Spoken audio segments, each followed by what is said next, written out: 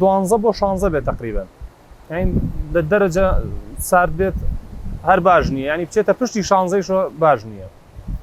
ماسی سەلەمون کاتێکە بچکەیە لە تەمەنی مناڵیە بە چەند مەرحەلەیەک تێپەڕێت جۆری خۆراکەکەی وردە بچووکە تا ماسەکە گەورەتر بێت ئەبێ علەفەکەی بۆ گەورەتر بکەیت.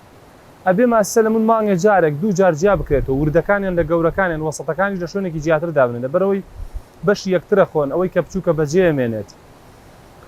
ئەو علەفەی کە ماسی سەلەمونی خوا سەر ئاوەکەوێت ئەوە نییە کە بۆی بکەیتە دۆڵیانە وەکو ماسیە کارەبەکان و هەچ کاتێ ویستی بیخوا. بەپێی تەمەنی ئەبێ ڕۆژانە جاری وایە 5 جار علەفی برێتێت دوای بە 4 جار دواتر کەمە بێتەوە بەپێی دەرەجەی ئاوەکەیش وەکو پێم وتم سەرەتا. حەجمی علەفەکەیشی لە بچووکیەوە هێواش هێواش گەورەیە بێت تا ماسەکە گەورە بێت.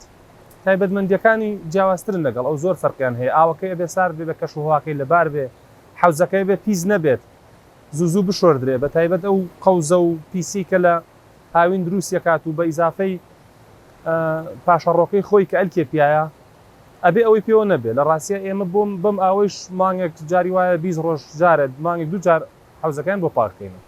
بەسکەکەی لە ئێرانە هێنین ئێمە بەسکەکەی تقریباً 20 غرام بۆ 30 غرامە لە ئێرانەوەی هێنین.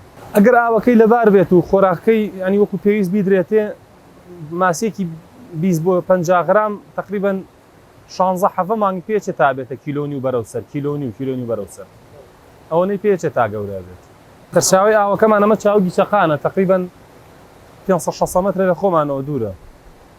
ئەوە سەرچاوی ئاوەکەی ئەوە گرفتێکی زۆر گەورەی ئێمەیە. بەڕاستی ئێمە ئەوە بۆ 2 ساڵە چێ هاوار لە حکومەتی هەرێمەکەین کە ئەم حدودانەمان بۆ داخات مانگێک 2 مانگ هەتا ئەوەی بەرهەمی ناوخۆ ساغە بێتەوە.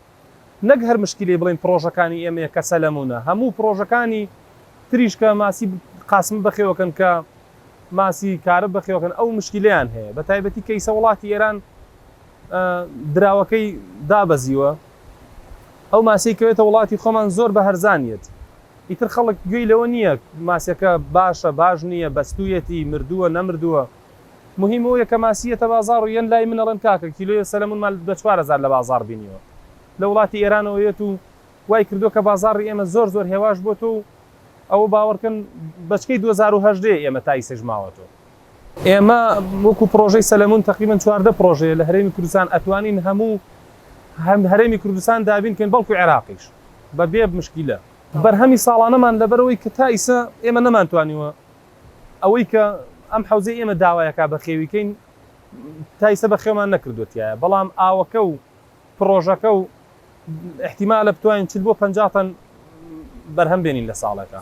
ئەم پرۆژەی ئێمە 600 بۆ 700 مترە خۆی ماسی سەلەمون لە 1 مترە ئەتوانێت 40 کیلۆ بۆ 50 کیلۆ ماسی بەخێوکەی. ئەگەر 6 ئینج ئاوی لەسەر بێ 1 ریز حەوز لەم حەوزانەی ئێمە گرفتی هەیە بەکتریای هەیە یعنی نەخۆشیێکی قارچەوەکە زۆر کوشندەیە بۆ ماسی کۆمەڵە ڤایرۆسێکی بچووک هەیە کە تووشی ئەم ماسیە بێ ئەویش لە کاتی سەرپەڵا کە پەڵەیەات و باراناو شاخەکانێنێتە خوارەوە بڵین پاشە ڕۆی مەڕووماڵات وشت لەو کاتانە و گرفتانەمان بۆ دروستە بێن نەخۆشی قارچ ئەچێتە ژێر پێس و پولەکەکەیان ئەوەش هەر نەخۆشیەکە. بەڵام هەمووی عیلاج و داوا دەرمان هەیە لە وڵاتی خۆمان ئەمانە دەسەکەوێ بۆی کە بیدرێتێ.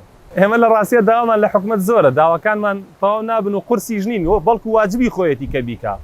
ئەم جادەیە کە جەنابتان پیایە هاتن سیارەیەکتان پێ لەوانەیە گەر قیر بووایە لە سەیسایە قویا لە پێنجێنەوە بە نیو ساعت 40 دقە بات نایەتێرە لەوان ساعت و نیوەکتان پێچوو بێ. ئەم جادەیە چاکردنی واجبی حکومەتە کەچی نایکا داواکارین کە بۆمان بکات بۆەوەی ئێمە بتوانین پرۆژەکەمان زیاد بکەین چەند پرۆژەی تر خەڵک زوو بمانگاتێ ینی بەرهەمەکەمان زوو ساغ بێتەوە.